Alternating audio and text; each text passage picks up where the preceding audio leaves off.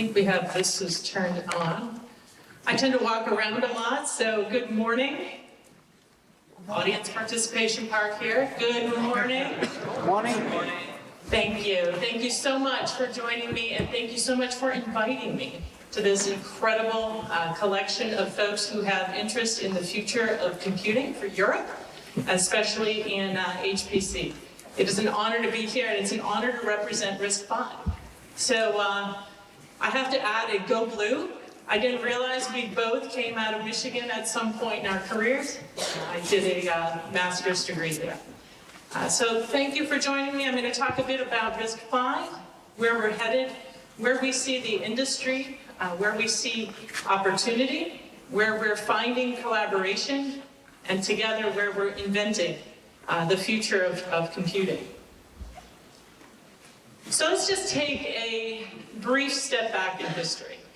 So the 1980s saw a proliferation of architecture options, everyone from Intel to Atari.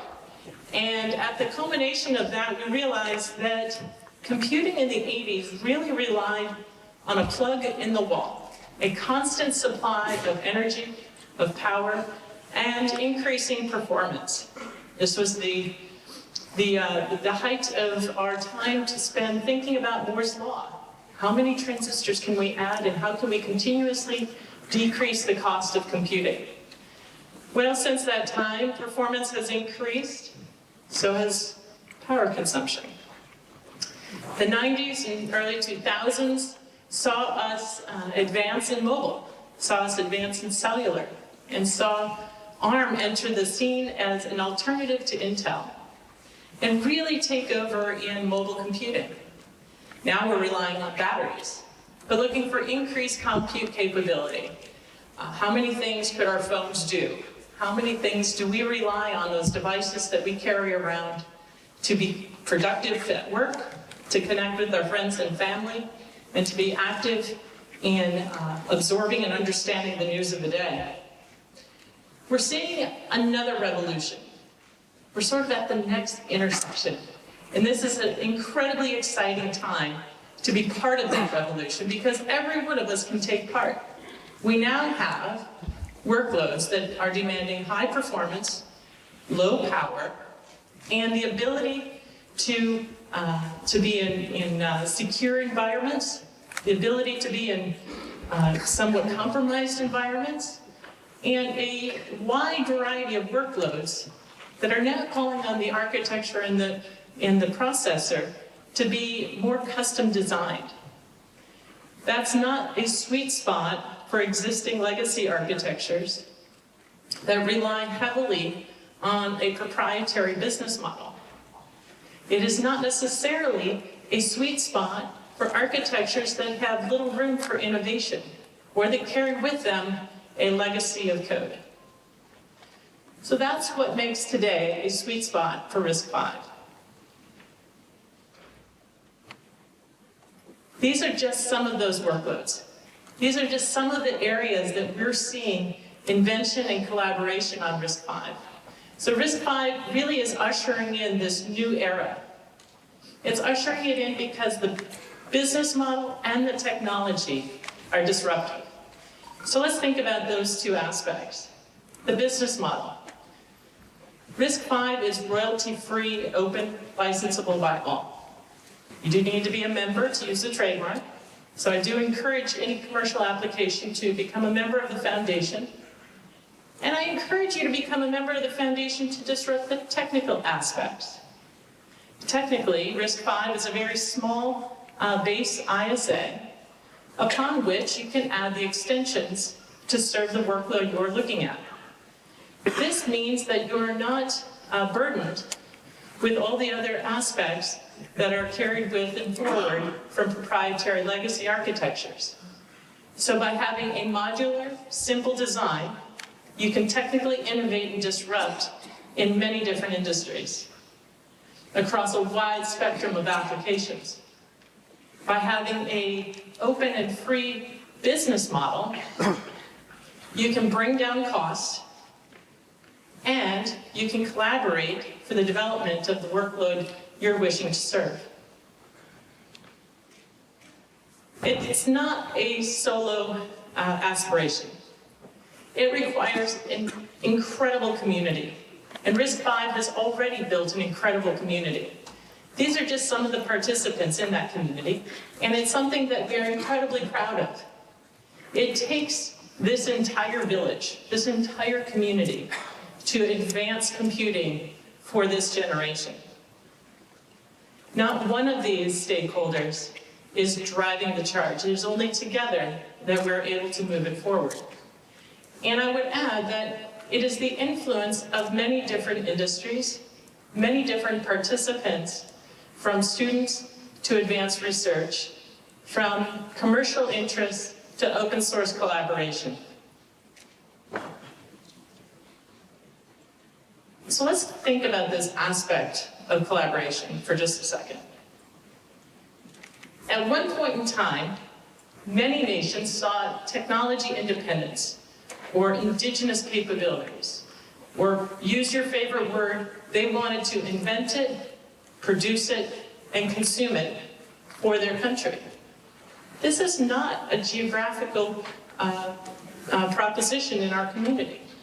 Today, we are seeing stakeholders from around the globe because at its core, we need to collaborate across all boundaries to propose the best technology solutions. That's what's coming into our product.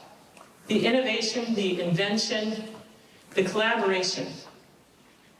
Next step, supply chain. You want to have open and free and available supply chains from around the world so that you can best build and produce your product for a long-term strategy. I don't know very many companies for which your strategy relies only on your geography. Strategies are global. Our community is global.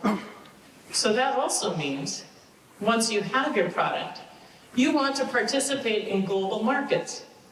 You do not want doors closed to opportunities abroad, especially as we look at custom processors and other workloads that have global opportunity available to them. So those markets are required to be open to you at whatever level you're participating. So let's take a little walk around the world. You know, we hear a lot about China. I was in China all of last week, got home Saturday, flew here on Sunday, arrived on Monday.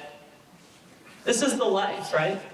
So in China, we today have more than 30 members who are in the foundation, more than 200 who are participating in local RISC-V associations.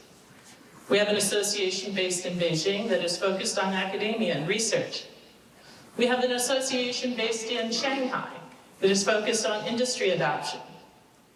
A week and a half ago, we launched an open silicon research lab in Beijing. A month ago, we launched a collaboration lab in Shenzhen, a collaboration between Tsinghua and Berkeley. That is bringing in and ushering in the next generation of talent. I understand we'll have some students here today, and I would look to you to help us drive those types of engagements. Reach across borders, reach across universities to find the best and brightest, to work together and learn from the technical icons in our industry. In Europe, I was so excited to be in Zurich last spring at our RISC-V workshop. We saw incredible interest, deep dialogue, and very interested participants. Much of the Europe momentum has been through the EPI initiative. This is something that we are incredibly proud to be a part of. What started in acceleration, we expect and look forward to growing across multiple domains of computing performance. I have to look up to see which country I'm on. In India, the Shakti project is driving forward with state-level support to bring about 6 different RISC-V processors. This is incredible collaboration for India. Last fall, we had the second of the online conferences there. We've seen a total of around 3,000 different participants log on to attend a live online conference. That's incredible thought leadership coming from India. And we see many of our academic as well as commercial interests continuing to drive there. In Japan, we keep increasing our interest in RISC-V. At Japan Tokyo Day, we saw an increase of about 40% attending our full-day workshop in Tokyo. Hitachi hosted us on their campus.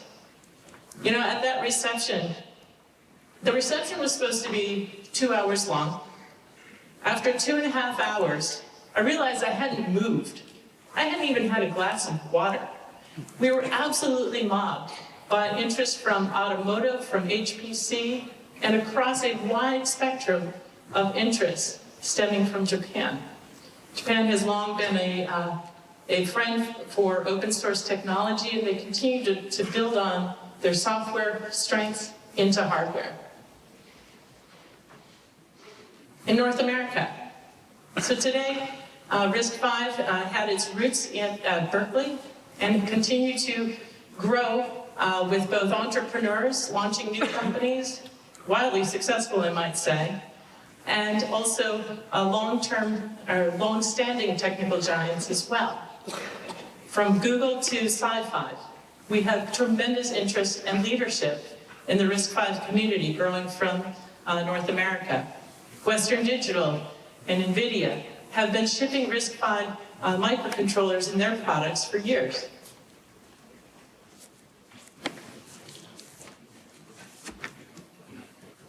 So in Pakistan gets the prize.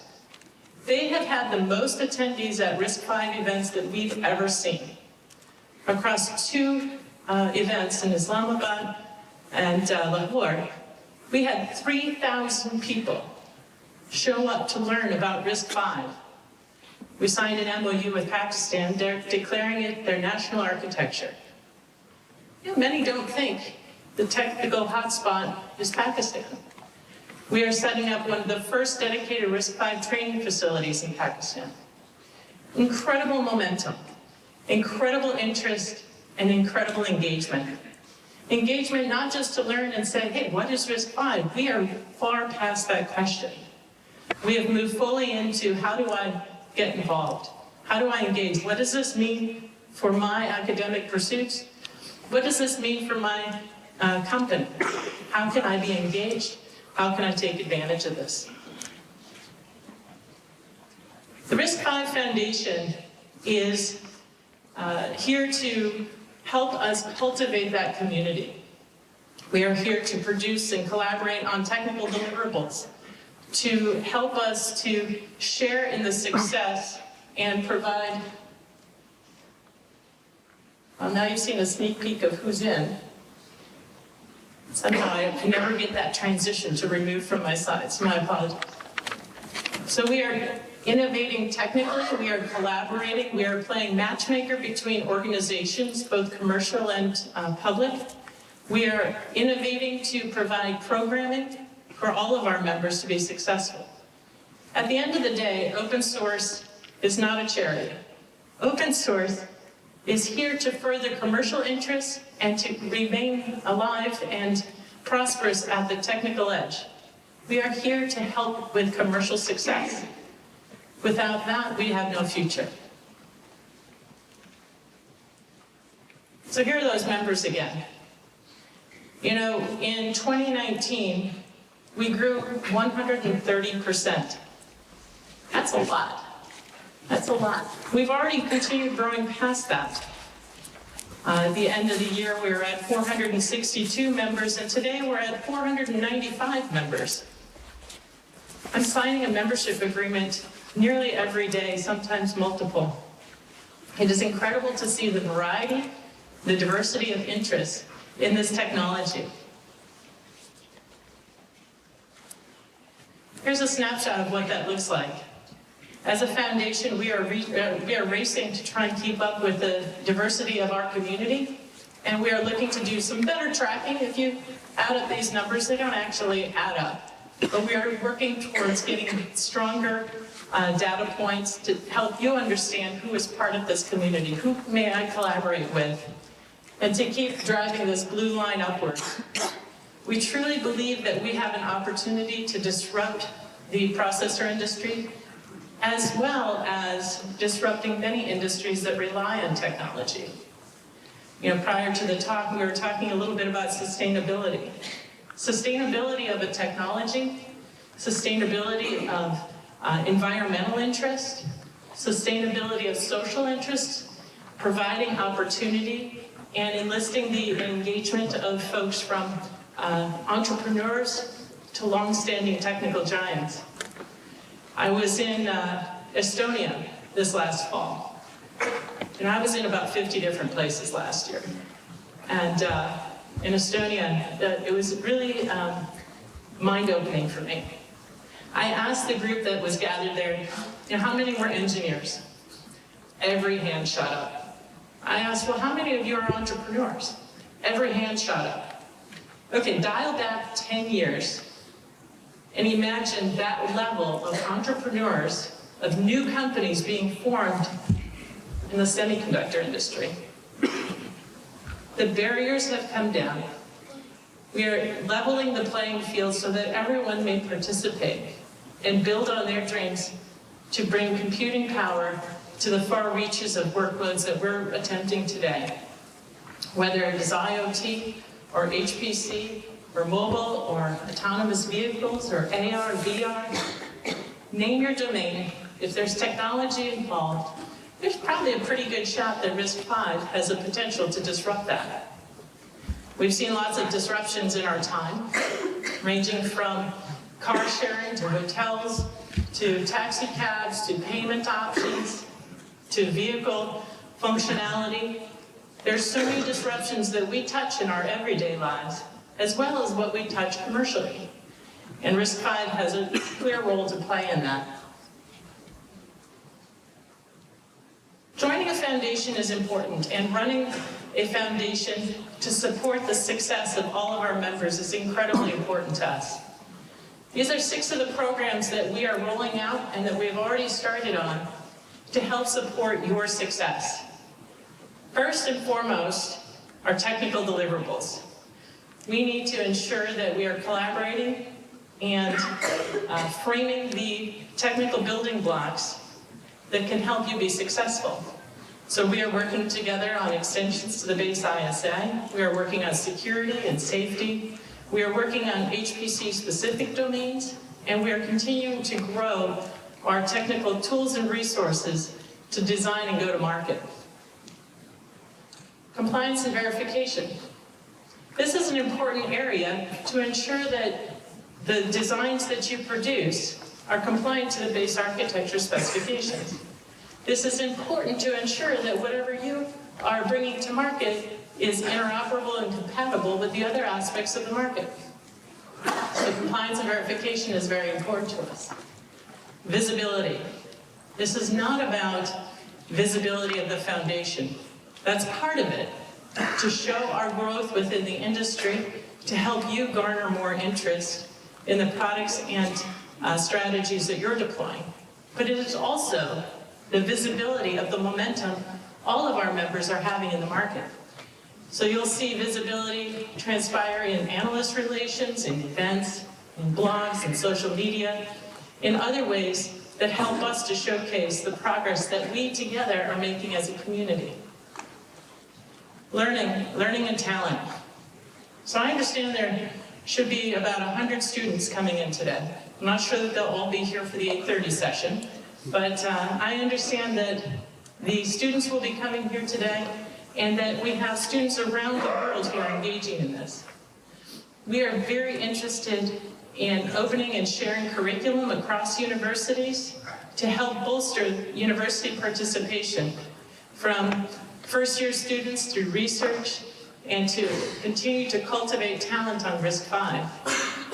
As I mentioned in Pakistan, it's not just the universities, but professional training and development as well. So we are building programs to help ensure our training partners, as well as others, have tools, resources, materials and media to help support training and development, whether you're on your first day on RISC-V or want a deep dive on a particular topic. Advocacy. So developer advocacy has been a popular initiative from tech giants for the last few years. And I want to remind you that technical advocacy or developer advocacy, it's not about marketing. It is completely about engineers connecting to other engineers. We do this through meetups. We do this through online forums. We want to ensure that the developer community, that engineers have tools, resources, forums to engage together with one another, to learn faster, to become more impassioned on the technology, and to continue to push the edges of computing performance today. And then finally, marketplace. This sounds like a revenue driver, right? It's not. This is a little bit more like matchmaker time. We are putting together catalogs online to become the center of gravity for all things RISC-V, whether you are looking for SOCs or cores, tools or other resources. We want to ensure that you have a one-stop shop to find those resources, and we can connect you directly to the members of our community that are bringing those to market. We don't take a cut. This isn't where the royalty comes in. We are simply passing on opportunity and interest. So these 6 programs, some large corporations could easily do all 6 and do all 6 on their own. But even they are challenged if they don't have community. Even they are challenged if they aren't building a holistic program to support the success of all of their members. So if any of these 6 or all of these 6 would help you as you bring about your RISC-V strategy, I encourage you to join us if you aren't already. If you're already part of the community, please engage deeply in any one of these areas. So let's take a little bit of a look here. Technical deliverables. We have more than 20 different work groups that are continuing to pursue and push the leading edge of RISC-V. We get together to ensure that we don't have fragmentation or forking in our community. This is important as we look at ongoing compatibility and interoperability between the various stakeholders of the community. So you'll notice many different types of ISA extensions that we are collaborating on to ensure that long-term success. You'll notice domain-specific things like HPC, security, and safety. These are things that are of paramount importance as we participate in specific industries.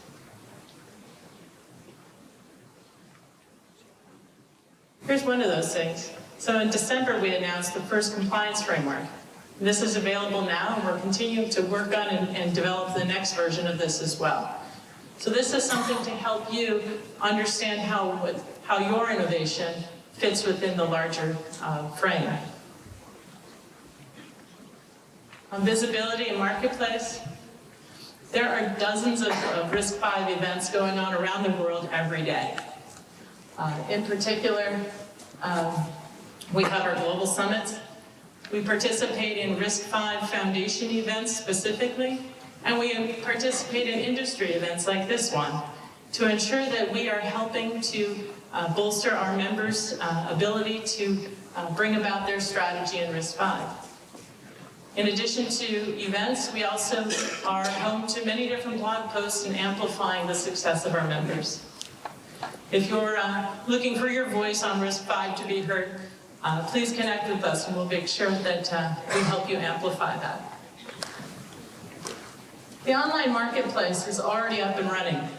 If you go to the link on the bottom, you'll find 86 different offerings there. Too many for us to go through in any single session anymore. But there are new announcements coming out every month of various innovations available in market.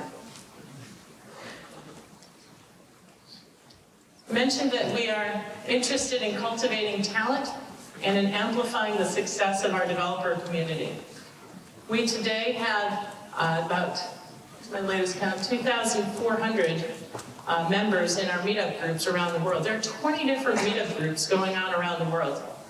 That's incredible local participation of our engineers. We have dozens of events, we have many different technical forums, and we are here to help support the education and learning and resources available to all of our constituents. This is really helpful stuff because, in my 12 and a half years at IBM, I never got to do technology because it was innovative and cool. We only got to do it if it was not only technically advanced, but also made business sense. So we help supply education and frameworks to ensure that when you propose a strategy, that it makes it through all of the various checkpoints in your organization. On education, we have 29 different universities listed in a new area of the website that is showcasing the various institutions that are providing RISC-V education. This is a great aspect for not only students to find programs that meet their ambitions, but also for educators to look for collaboration opportunities. As I mentioned, we launched the RIOS Lab in Shenzhen between Tsinghua and Berkeley, but also to find curriculum and engage with their colleagues and other professors around the world. We're going through a few transitions as an organization. Some of you may have heard that we're going to be calling Europe home soon. We are hoping that we cross that finish line very soon. We are moving our incorporation from the US to Switzerland, and I will remind you that this is not to circumvent any legal restrictions that we have.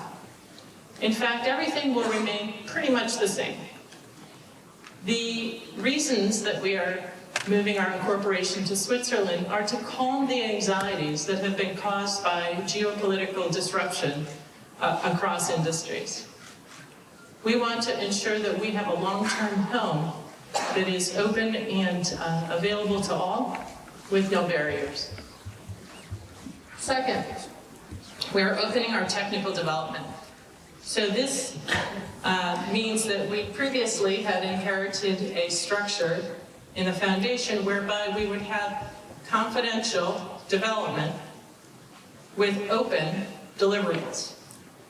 The shift, non-confidential technical development within all of our work groups for our members, non-confidential development, open deliverable. This is more in stride with the best practices that we've seen in the open source software community and other open hardware communities. So it is important to us to keep all of those work groups free of barriers for participation. Second, we're changing, or third, I guess. I think I've already said two. So third, we are changing our membership structure. Fundamentally, we'll have 3 different levels. First, a community level. That's free for individuals and universities and other nonprofits and other organizations to participate and collaborate with us. Second, we'll have a strategic level for commercial interests that has tiered pricing very similar to what we have today for small, medium, and large companies. And then third, we'll have a top-level membership, premier level, that is really focused on large organizations that want to help us deeply support all of the programming that we're bringing about worldwide. Bit higher price tag, and it comes with a board seat as well as a technical steering committee. Speaking of technical steering committees, let's talk about governance, the 4th area. So our legacy structure included board-level participation from only our top-level members. We believe that in the open source and open collaboration community, it is important to have the voice of all constituents. Our premier members will have a 1-to-1 representation on the board. So if you come in at that level, you'll have a seat on the board. Strategic members will have a voice through elected representatives, and our community members will have a voice through elected representatives. I expect our board will look less North American and more global once we enact all of these changes. And these changes also are happening in the technical front. So the board is really sort of a business and strategic forum. We're bringing in a technical steering committee. This is sort of a top-level technical governance group. That will include the chairs from all of our technical work groups, unless there is representation by more than one individual from any one member. So in other words, if you're a member and you're chairing 5 work groups, you get one vote. This will bring a lot more equal representation to our membership in technical as well as business decision making. And this is something that is, again, best practices in the open software and open source world, and we're eager to bring it here. 3 out of the 4 of these are hinged on crossing the finish line for Switzerland. The technical development is alive and well today. We've made that transition a week ago. Here's a snapshot of what those new membership levels look like, and these will roll out as soon as we finish our incorporation. I encourage strong Europe participation.